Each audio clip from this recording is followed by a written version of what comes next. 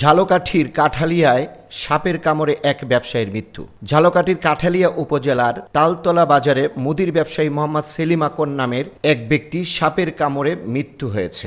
ডাক্তারদের অবহেলায় সেলিমের মৃত্যু হয়েছে বলে স্বজনদের অভিযোগ। শনিবার সকালে উপজেলা তালতলা বাজারে সেলিম তার নিজের দোকানে বসলে তার হাতে সাপে কামড় দেয়। এ সময় সেলিম নিজে উপস্থিত লোকজনের কাছে তাকে সাপে কামড় দিয়েছে বলে জানান। তাৎক্ষণিক স্থানীয়রা তাকে উদ্ধার করে উপজেলার আমুয়া হাসপাতালে নিয়ে যায়। স্বজনদের অভিযোগ, সাপে কাটার পর আমরা মেডিকেলে গেছি, নিয়ে যাওয়ার পরে ব্লাডটা নিয়ে ফেলে রাখছে টেবিলের উপরে। তো আমরা জিজ্ঞেস করার পরে বলছে যে ব্লাড টেস্ট হচ্ছে, আপনারা একটু অপেক্ষা করেন। তখন কিছুক্ষণ পরে আবার জিজ্ঞেস করছি যে ব্লাড টেস্ট হয়েছে কিনা। তখন বলছে যে হ্যাঁ ব্লাড টেস্ট হয়ে গেছে, সিরিঞ্জটা জায়গায় শুধু এক ফোঁটা রক্ত নিচে ফেলছে, দেখছি যে পানির মতন।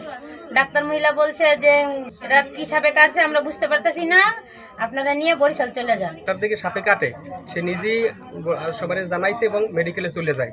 আমরা পরক্ষণিক সাথে সাথে আমরা মেডিকেলে যাই, তারা পরীক্ষা করছে খুব বিষধর সাপ। ওনারা কোনো ভ্যাকসিন দিতে রাজি হইতেছে না। এখন ভ্যাকসিন নাকি পায় না, না আছে স্টোরে তালা মারা কি করতেছে, অনেক গুড়াগুড়ি করতেছে, ওনারা ভ্যাকসিন দিতেছে না। শেষ পর্যন্ত অনেকক্ষণ পরে বললো যে ভ্যাকসিন তো এখন এই মুহূর্তে দেওয়া আমাদের কাছে রিস্ক হয়ে যায়, আপনারা বরিশাল নিলে ভালো হয়, দেখেন বরিশাল নেবেন কিনা। 2 ঘন্টা আমাদের এই আমুয়া হাসপাতালেই চলে গেছে।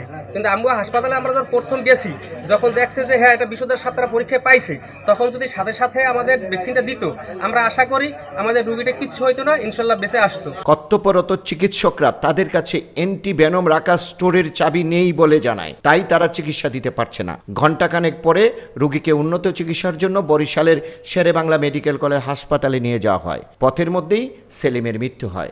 মৃত সেলিম আকন উপজেলার পূর্ব বাঁশবুনিয়া গ্রামের আব্দুস সাত্তারের ছেলে বলে জানা যায়। রফিকুল ইসলাম কোচি, আজকের সংবাদ।